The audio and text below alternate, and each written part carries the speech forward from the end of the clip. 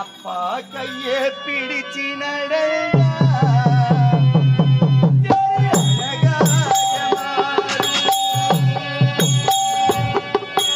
அப்பா கையே பிடிச்சி நடந்தா அழகாக மாறும். அப்பா கையே பிடிச்சி நடந்தா அழகாக மாறும்.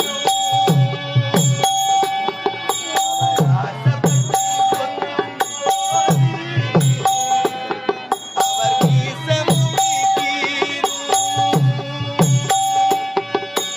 பார்க்கத்தாரி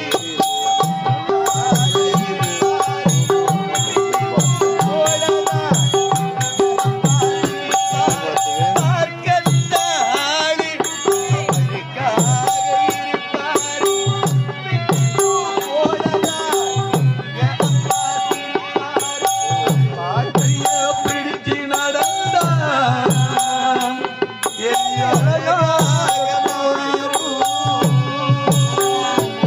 அவர் ஆசைப்பட்டு கொஞ்சம் போது அவர் மீச முடி குத்தும்.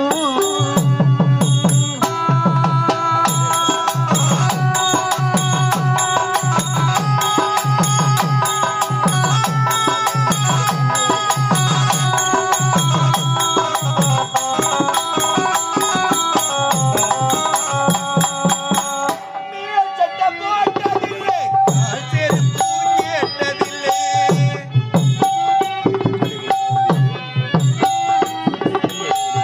மேல் சட்டை போட்டதில்லை, கால் செருப்பு கேட்டதில்லை. பயிற்சி படித்ததில்லை, சட்டைகளால் தூக்கமில்லை.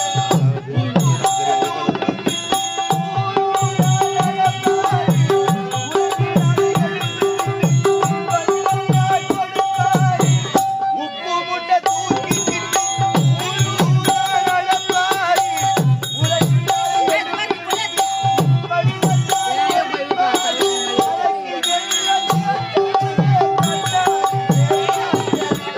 தலைக்கு என்ன தேய்ச்சதில்லை, கண்ணாடியை பார்த்ததில்லை.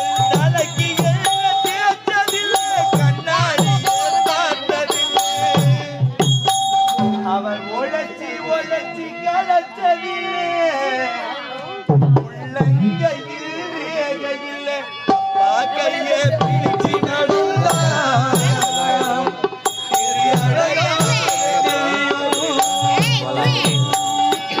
அவர் ஆசைப்பட்டு கொஞ்சம் போது அவர் மீச முடி குத்தும்.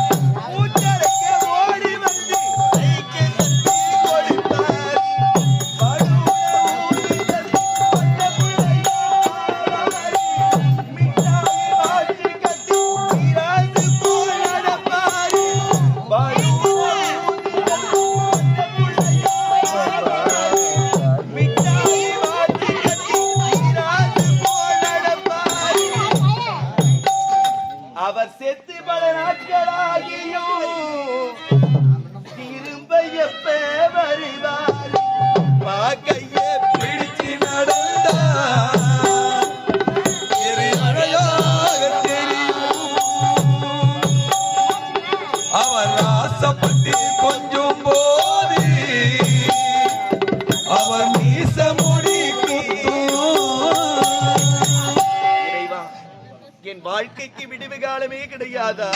இதுதான் என் வாழ்க்கையா?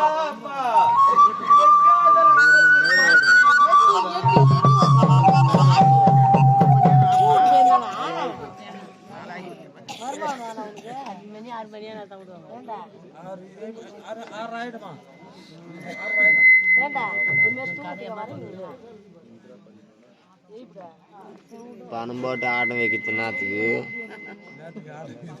பத்துவங்கத்துக்கு அப்படியே நீர்வளம் நிலவளம் குடிவளம் பொருந்திய நீர்வளம் நிலவளம் குடிவளம் அந்த உரமா சென்று சுற்றி பாப்பாரா? சரி சரி, அவர் பெரிய நிலை இருக்க முடியாது. சென்று அந்த உரமா தேடலாம். அவரு அத்தா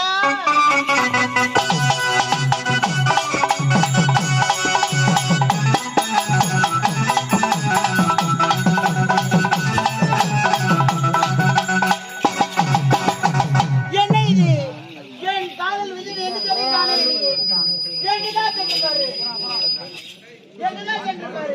ஆமா, சரி சரி, நான் ஏன் அவரை சேர வேண்டும்?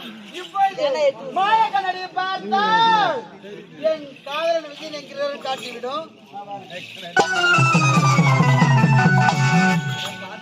உள்ளவரையும் செல்ல தெளிவுன்னு காட்டு மாய கண்ணாடியை என் காதலன் விஜய் என்கிறவரை காட்டு பார்க்கலாம்.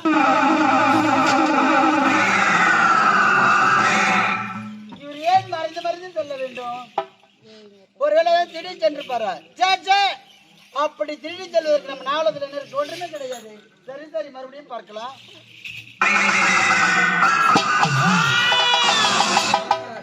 அடே படுபாவி, அட பாவி, எனக்கு ஆசை வார்த்தை கூறி என்னை காதலித்து என்னை ஏமாற்றி விட்டு இந்த நாகஜதி கலவரத்தான் வந்தா சதிகாரா படுபாவி.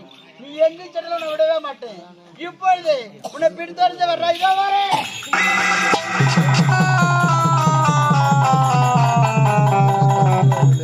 அந்த நாகஜோதி எடுத்துட்டோம். அவள் வருவதற்குள்ள நம்ம பூலோக போகணும்.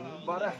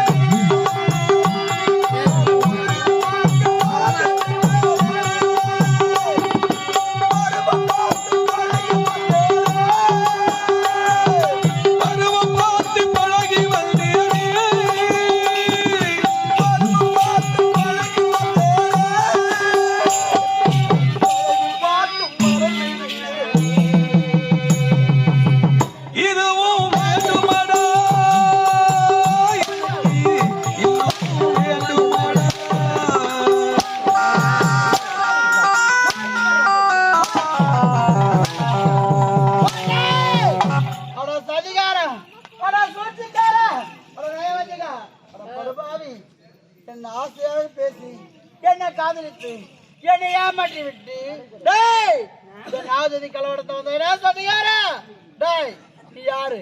நீ எந்த நிலை சேர்ந்தவன்? உன் பெயர் என்ன? நீ எதற்காக நாகலோகம் வர வேண்டும்? சொல்லுடா சொல்லு.